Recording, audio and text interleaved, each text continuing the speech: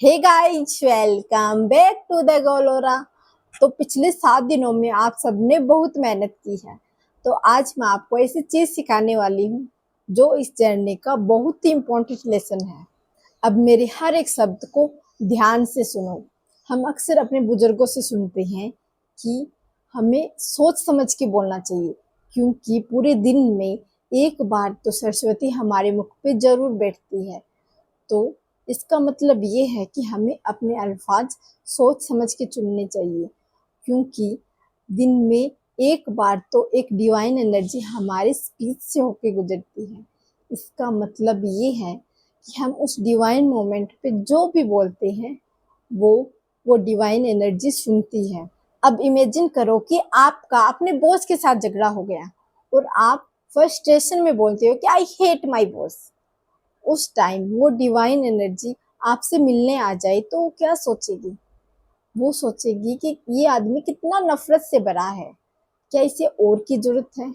चाहे आप पूरे दिन में कितने भी पॉजिटिव रहे हो, वो बस एक वर्ड को सुनेगी, वो है नफरत। यही है अल्फाज की ताकत। हमारे बुजुर्ग अक्सर हमें कहते हैं कि बोलने से पहले सोचो, क्योंकि अल्फाज रियलिटी बनते हैं, और न केवल दूसरों को बोले हुए शब्द, बल्कि जो हम अक्सर खुद को बोलते हैं वो भी रियलिटी बनते हैं। तो इसे थोड़ा और डेप्थ में सीखते हैं। क्या आपने कभी सोचा है कि मेरी ज़िंदगी इतनी मुश्किल क्यों है, मैं पैसे क्यों नहीं कमा पा रहा? अगर आपने ये सोचा है तो आपको पता चल गया होगा कि अल्फाज क्यों मैटर करते हैं। जब आप अपनी सोच को नेगेटिव तरीके से सोचते हो तो आप एक नेगेटिव सिचुएशन के साथ अलाइन हो जाते हो।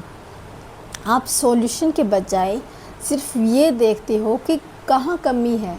तुम्हारे अंदर उन मुश्किलों को देखने की एबिलिटी है, पर तुम्हारे अंदर उसके सॉल्यूशन को भी सोचने की एबिलिटी नहीं है।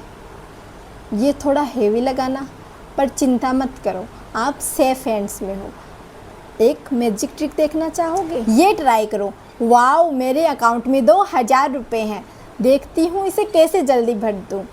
मेरे अकाउंट की लिमिट कितनी थी? 2 करोड़।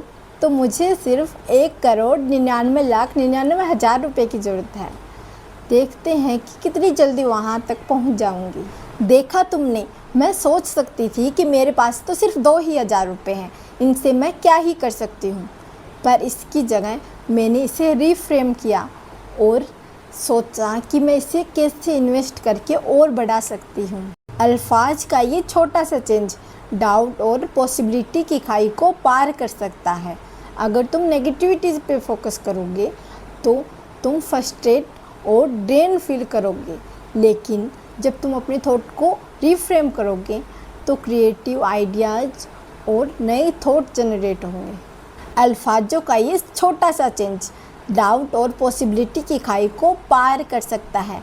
अगर तुम नेगेटिविटी पे फोकस करोगे तो तुम फ्रस्ट्रेट और ड्रेन फील करोगे, लेकिन जब तुम अपने थॉट को रीफ्रेम करते हो तो तुम क्रिएटिव आइडियाज़ से भरपूर फील करते हो।